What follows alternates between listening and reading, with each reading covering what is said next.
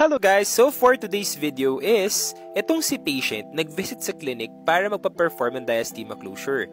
Actually, galing na siya sa ibang clinic at nag-consult na siya for braces, pero tinanggihan siya.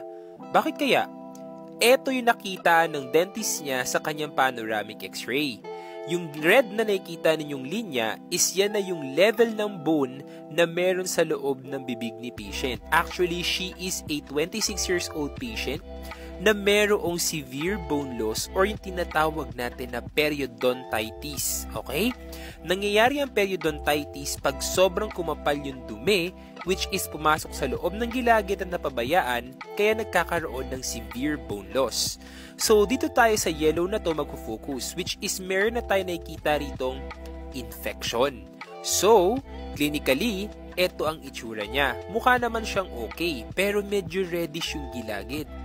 Dahil, ayan, nung pinipress ko siya, may kita ninyo, may lumalabas na color yellow doon sa gilid ng ipin, which is, yan po ay abscess or nana.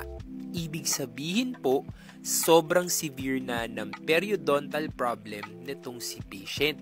So, usually, pag ganitong concerns po, hindi na yan kayang i-braces dahil pag braces mo pa yan, lalo lang uuga yung ngipin at lalong mauuwi sa pagkabunot.